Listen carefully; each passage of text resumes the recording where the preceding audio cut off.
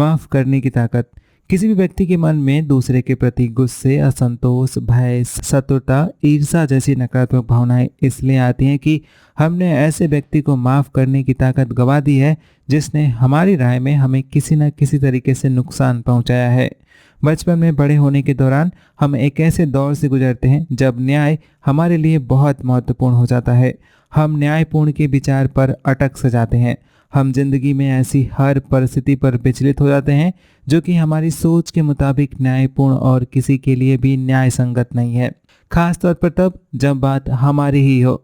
जब कभी भी हम देखते हैं कि हमारे या किसी अन्य के साथ अन्यायपूर्ण व्यवहार हुआ है, कारण चाहे जो हो, हम इसे अपने आप पर हमले की तरह लेते हैं। हमारे कमजोर आत्मसम्मान को ठेस पहुंचती है। हम गुस्से और असंतोष भरी प्रतिक्रिया देते हैं। वयस्क होने की प्रक्रिया का हमारे लिए यह सामान्य तरीका है। बहरहाल, कुछ लोगों की सोच इसी उम्र में अटक कर रह जाती है और इससे आगे बढ़ ही नहीं पाती। अगर हमें बचपन से ही अपनी शिकायतों के निपटारे का महत्व नहीं समझाया गया तो जब हम वयस्क होंगे हमारे पास न भुला सकने वाले अनुभवों का अंबार होगा। अगर हमने एहतियात नहीं बरती तो हम ऐसे लोगों के प्रति अपने गुस्से के इर्द गिर्द ही अपने जीवन को आगे बढ़ाएंगे जो कि हमारी नज़र में किसी भी बात के लिए दोषी हैं या हम जिन्हें पसंद नहीं करते। कई मनोचिकित्सकों और मनोवैज्ञानिकों का तो पूरा करियर ही लोगों को गुजरे हुए कल की कटु स्मृति और वर्तमान के अनुभवों से उबारने और उनका सामना कराने में गुजर जाता है। अगर आपको एक ताकतवर और हमेशा के लिए निश्चिंत कर देने वाला अनुभव चाहिए तो उस हर व्यक्ति को माफ़ कर दें जिसने किसी भी तरीके से आपको नुकसान पहुंचाया हो। अपने दिमाग में कैद दूसरे व्यक्ति को माफ़ी के जरिए आज़ाद करके आप खुद आज़ाद हो सकेंगे। यही वजह है कि अधिकांश धर्मों में क्षमा को ही मानसिक शांति और धरती पर स्वर्ग जैसे आनंद की ओर पहला कदम बताया गया है। जरा सोचिए कि आपको कैसा लगेगा अगर आपके मन में दुनिया में किसी के लिए भी कोई गुस्सा ना हो। कल्पना कीजिए कि आप पूरी तरह से सकारात्मक, आशावादी, उल्लासित ऐसे व्यक्ति हैं जिसकी अपने प्रति धारणा और उत्साह का स्तर बहुत ऊंचा है और जिसके आत्मविश्वास की कोई भी सीमा नहीं है। एक ऐसे गर्मजोश, दोस्ताना, चाहने लायक इंसान के तौर पर अपनी कल्पना कीजिए जो सुकून और आत्मिक शांति से भरपूर हो। यह सब तभी संभव है जब लोगों को माफ करना आपकी आदत बन जाता है। इसके विपरीत किसी को भी माफ करने से इनकार या उसमें नाकामी दरअसल नकारात्मकता, गुस्से, तनाव, बेचैनी, मानसिक और शारीरिक बीमारी की जड़ है और सबसे ज़्यादा अप्रसन्नता भी होती है। किसी को माफ़ नहीं करके आप खुद को कैद सा कर लेते हैं। माफ़ी आपको एकाएक आज़ाद कर देती है और हमेशा ही विकल्प आपको ही चुनना होता है। इसका दूसरे व्यक्ति या परिस्थिति से कोई भी लेना देना नहीं होता। ताली एक हाथ से नहीं बजती। कुछ लोग दूसरों को केवल इसलिए माफ़ नहीं करते क्योंकि इसे लेकर उनके मन में एक आधारभूत गलतफहमी होती है। उन्हें लगता है कि माफ़ करके एक तरह से वे उस व्यक्ति के उस व्यवहार को ना चाहकर भी मान्यता दे रहे हैं जो उनकी नाराज़गी का मुख्य कारण था। वे सोचते हैं कि अगर वे उस व्यक्ति को माफ़ कर रहे हैं तो एक तरह से उसे समर्थन ही दे रहे हैं। वे यहाँ तक सोच लेते हैं कि वे अपनी इच्छा के खिलाफ जाकर उस व्यक्ति को बिना कुछ किए छोड़ रहे हैं। सच्चाई तो यह है कि ताली एक हाथ से नहीं बजती। जेल एक इंसान नहीं बना सकता।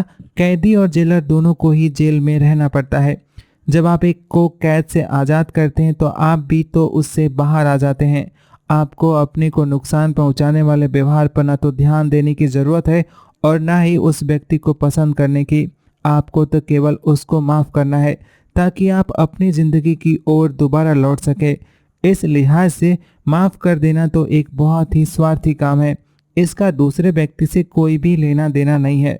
इसका वास्ता तो आपके अपने मानसिक संतुलन और मन की शांति से है। कॉमेडियन बडी हेकेट ने एक बार कहा था, मैं कभी भी किसी के प्रति मन में द्वेष नहीं रखता।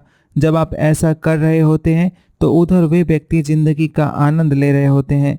जब आप दूसरे व्यक्ति को लेकर नाराज होते हैं और जब भी उसके बारे में सोचते हैं तो एक तरह से अपनी भावनाओं का नियंत्रण उसके हाथों में दे देते हैं। आप उसको काफ़ी दूर से भी अपनी भावनाओं को नियंत्रित करने का मौका दे देते हैं। किसी को माफ़ नहीं करके आप उसे अपनी भावनाओं के साथ खिलवाड़ का मौका दे देते हैं। ठीक ऐसे मानो वह आपके सामने है और वही घटना दोहराई जा रही हो।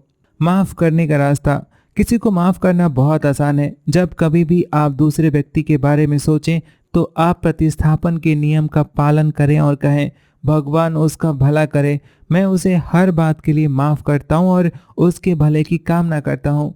किसी भी व्यक्ति को दुआ देते या माफ़ करते वक्त उससे लेकर गुस्सा और विचलित होना संभव ही नहीं है। सकारात्मक विचार आपके नकारात्मक विचार को खत्म कर देते हैं। आप किसी भी घटना में अपने हिस्से की जिम्मेदारी को स्वीकार कर खुद को आज़ाद करने की प्रक्रिया को तेज कर सकते हैं। गुस्से और असंतोष को जन्म देने वाली कोई भी नकारात्मक घटना सुनने की स्थिति में नहीं हो सकती है। निश्चित है कि आपने भी ऐसा कुछ किया है जिसने मामले को इस स्थिति तक पहुंचाया है। इसलिए आपको अपने हिस्से की जिम्मेदारी स्वीकारने जितनी परिपक्वता तो दिखानी ही पड़ेगी। तब आप कह सकते हैं, मैं जिम्मेदार हूँ, मुझे ऐसी स्थिति को या तो आने ही नहीं देना चाहिए था या फिर इतना खींचने नहीं देना था। मैंने जो किया है वह नहीं करना चाहिए। मैं उसे पूरी तरह से माफ़ कर मामले को ख़त्म करता हूँ। शुरुआत में आपके लिए किसी को माफ़ करना मुश्किल हो सकता है। यह शब्द आपके लिए कड़े हो सकते हैं। कई लोगों ने अपने वयस्क जीवन का पूरा हिस्सा शिकायत करते हुए ही बिताया होता है। उन्हें इस बात का डर लगा रहता है कि अगर उन्होंने अपने माता पिता या अपने नाकाम विवाह की बात करना बंद कर दिया तो उनके पास बताने या कहने के लिए कुछ भी नहीं रह जाएगा। लेकिन चिंता मत कीजिए, जब आप दूसरों को माफ़ करके जाने देते हैं तो आप ज़्यादा तनाव रहित और प्रसन्न महसूस करते हैं।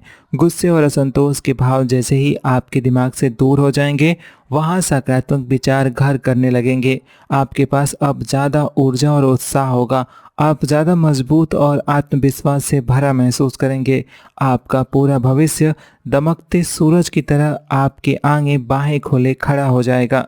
मत सोचिए कि जब आप अपने को नुकसान पहुंचाने वाले लोगों को माफ़ करेंगे तो आपके दोस्त क्या सोचेंगे या क्या कहेंगे। हो सकता है कि वे भी आपकी अपने बीते हुए वक्त की दुर्भावनापूर्ण घटनाओं के बारे में शिकायत से ऊब गए हों।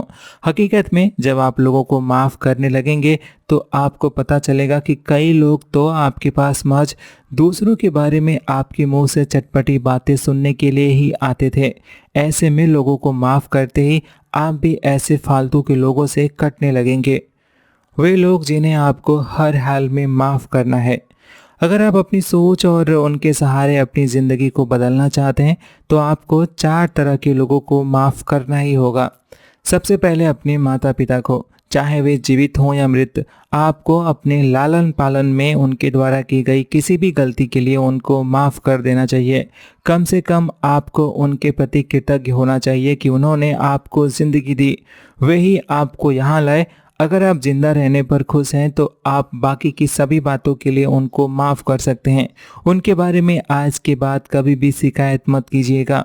मेरे सेमिनारों में भाग लेने वाले अनेक लोगों ने फ़ोन या मुलाकात के जरिए अपने माता पिता को यह बताया कि उन्होंने उन्हें हर बात के लिए माफ़ कर दिया है। कई बार तो इस साहस और चरित्र का परिचय देने वाले इस जरा से काम के कारण कई लोगों के अपने माता पिता के साथ रिश्तों को नयापन मिल गया। उस दिन के बाद उनके बीच अच्छी दोस्ती हो गई जो कि बाकी की ज़िंदगी में भी कायम रही। इसके विपरीत अपने माता पिता को माफ़ नहीं करने से आप हमेशा बच्चे ही बने रहते हैं। आप बड़ा होने और एक कामयाब वयस्क बनने के लिए अपने ही मौके की राह के रोड़े बन जाते हैं। आप खुद को एक प्रताड़ित व्यक्ति की तरह देखते रहते हैं। इससे भी बुरी बात यह है कि आप हीनता और आक्रोश की नकारात्मक भावनाओं को जीवंत रखते हैं। अगर आपके माता पिता आपके उन्हें माफ़ करने से पहले ही मर जाते हैं तो फिर यह एहसास आपको ज़िंदगी भर सताता है। दूसरा, निजी नज़दीकी संबंधी। आपको ऐसे लोगों के दूसरे समूह को भी माफ़ कर देना चाहिए जिनके साथ आपके नज़दीकी रिश्ते कारगर ना हो सके हों। विवाह और अंतरंग संबंध कई बार इतने गहरे और आपकी निजी अवधारणा आत्मसम्मान के लिहाज से इतने संवेदनशील होते हैं कि आप कई वर्ष तक उन लोगों से नाराज रहते हैं और उनको माफ़ नहीं कर पाते। लेकिन इसमें भी आप कुछ हद तक जिम्मेदार तो हैं ही। ऐसे में आत्मशक्ति और ईमानदारी दिखाकर इतना तो कहिए, मैं जिम्मेदार हूँ। फिर उस व्यक्ति को माफ़ कर दीजिए। ऐसा कहिए, मैं उसे हर बात के लिए माफ़ करता हूँ और उसकी भलाई की कामना करता हूँ। जितनी भी बार आप इसे दोहराएंगे, आपके स्मृति पटल से उससे जुड़ी तमाम नकारात्मक बातें मिट जाएंगी और कुछ वक्त बाद तो यह हमेशा हमेशा के लिए चली जाएंगी। जो उस एक खत